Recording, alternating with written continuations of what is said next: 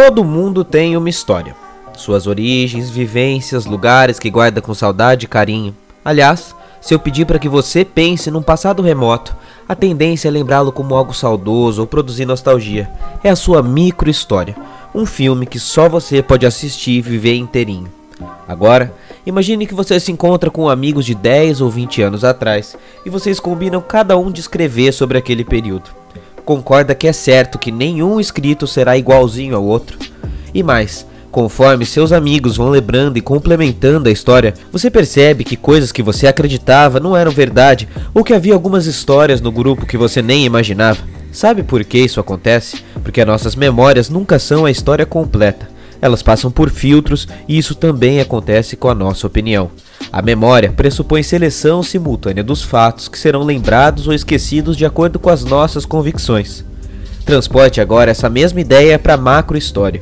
Se as memórias e lembranças podem alterar fatos e reescrever memórias, em outras palavras, o controle da memória coletiva e social significa poder, manipulação.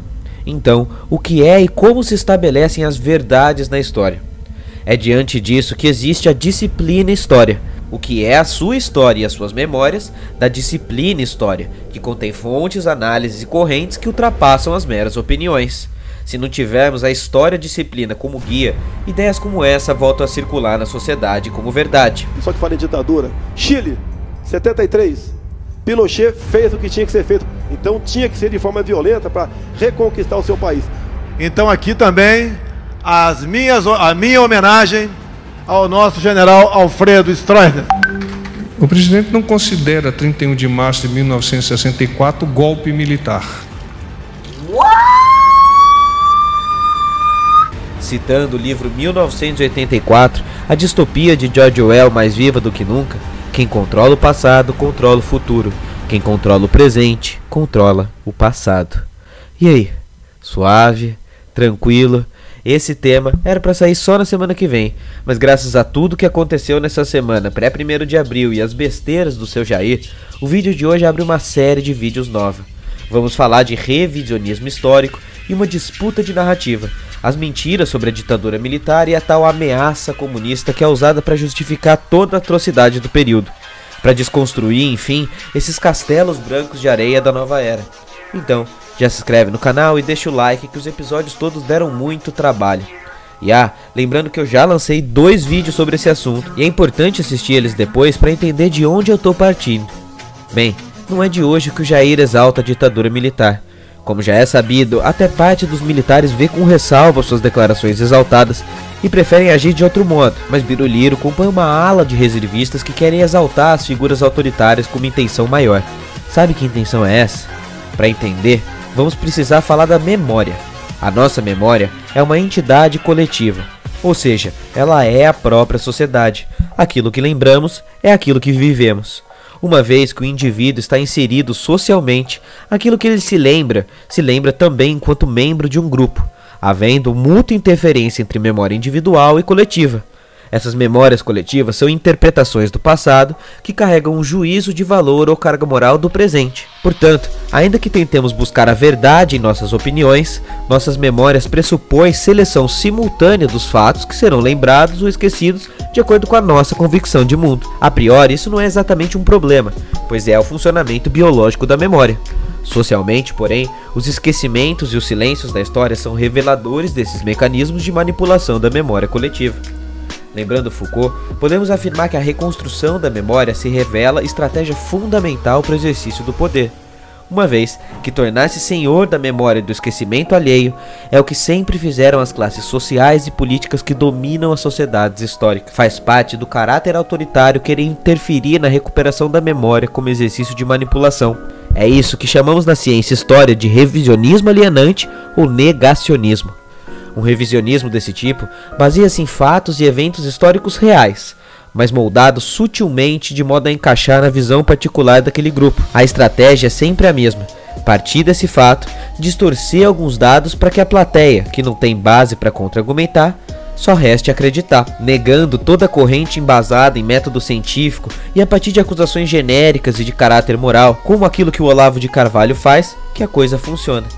É bem interessante perceber também que os negacionistas de todo tipo, sejam negacionistas do Holocausto, do homem à lua, da terra plana, da abolição do Estado como salvação, dos anti-vacinas, funcionam todos sob a mesma chave. Uma espécie de teleologia, ou seja, uma teoria com fim em si própria.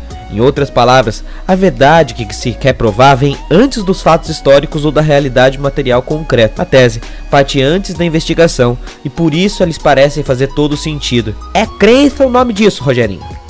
O negacionismo é a escolha de negar a realidade como forma de escapar de uma verdade desconfortável. Já faz tempo que a proposta de Jair está clara: falar apenas para os mais fanáticos, ignorando qualquer crítica em nome de uma agenda ideológica e moral. E com isso, ele começa o processo de endurecimento do governo, manipulando a história. Essa articulação, focada em criar caos, demonizar opositores e voltar em todas as propostas, acaba criando uma espécie de duplo pensar, onde se dizer contra a ditadura atual e comemorar as ditaduras dos anos 60 parece não ser um paradoxo. O importante, assim, passa a ser apoiar o mito e suas opiniões, independente de quais forem essas opiniões. Os fatos históricos para Jair são mero acaso. Tudo que ele fala está no nível da opinião. Logo, as evidências pouco importam. Ou você acha que é à toa que o Trump está duvidando do seu próprio FBI na investigação sobre a votação e a influência russa? Isso é um mecanismo de manipulação política sendo aplicado, lá e cá. Por isso, a história como ciência vai além.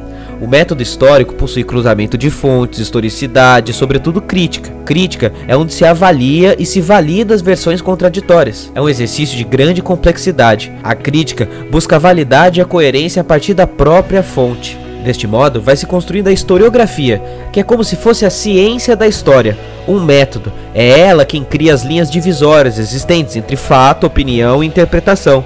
Por isso, o historiador não consegue manipulá-las como quiser. Na história, podemos chamar de verdade aquilo que não podemos modificar. A verdade factual diz respeito a fatos estabelecidos, e o contrário dela não é a opinião, mas a mentira. É diante dessa mentira organizada que Bolsonaro reduz tudo à guerra de opiniões. A verdade é odiada pelos tiranos, pois se trata de algo que não se pode monopolizar ou mudar ao seu bel prazer. A prática da censura, crianças, o destroço econômico no saldo final, a figura do desaparecido e a manipulação de informações são dados, e a maioria dos documentos estudados são assinados pelos próprios militares do período. Então, antes de você dizer, mas era para salvar o país do comunismo, vê esse vídeo até o final, por favor. Os fatos não mudam, porém o que se pode fazer com eles, sim. Dito de outro modo, se a história é infinita, a historiografia se faz no presente. E é claro que ela tem múltiplas interpretações, como a história lá do começo do vídeo. Mas a disciplina história não é apenas interpretação do passado como opinião. Ela tem um percurso histórico, uma história da história.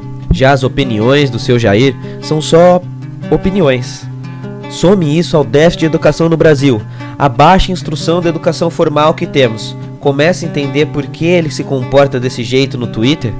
Em virtude do alcance, da abrangência e da alta capacidade dessa forma de comunicar em massa, esses atores políticos estão tentando mudar as relações sociais na forma de governar. A tirania, desse modo, aparece nas redes como espaços de confronto, onde o poder institucional pode controlar e influenciar a opinião pública por si só. Há um projeto de poder sendo impresso. A ideia não é governar, mas tentar mudar a base cultural na forma de governar, reescrevendo a história com pseudociência e dando cada vez mais poder a um autoritário. Quando todo mundo que não concorda contigo passa a ser inimigo, desconfie.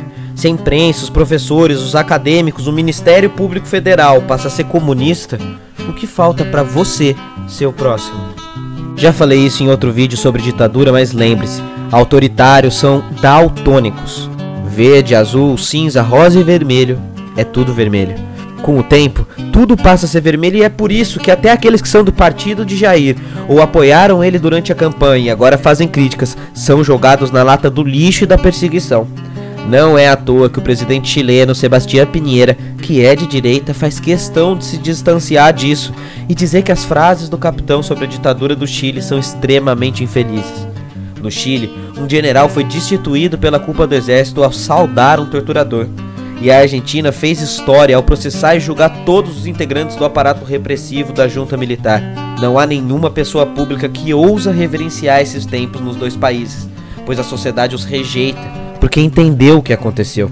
Em muitas partes da Alemanha, isso também ocorre. Símbolos, memoriais, museu não deixam os alemães, imigrantes e turistas esquecerem do passado. Isso é refletido em políticas públicas e de educação que visam garantir a manutenção da memória sobre o horror do nazismo para que não apareçam boatos e mentiras. Celebrar regimes militares lembra bastante outros países, como a Síria, o Egito, o Irã e até os famigerados Venezuela e Cuba, que Jair diz não gostar.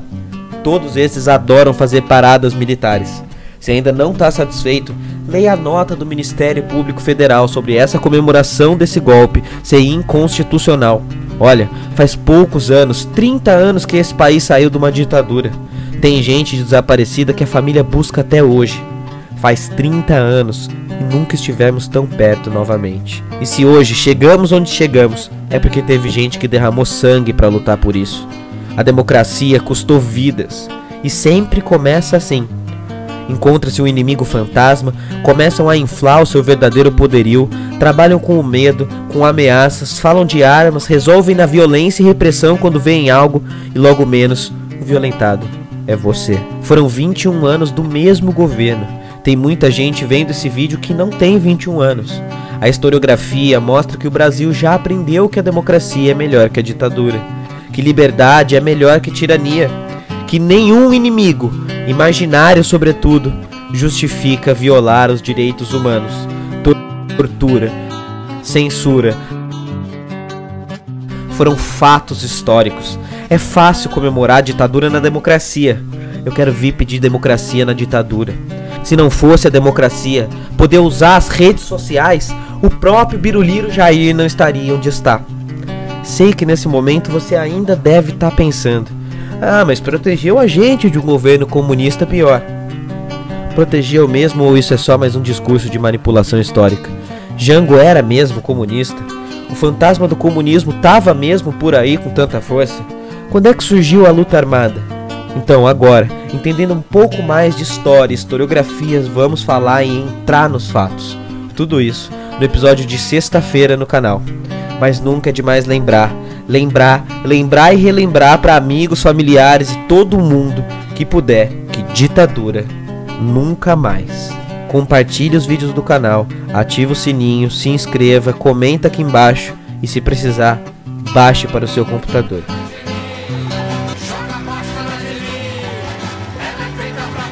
Tá ok? Um abraço e falou!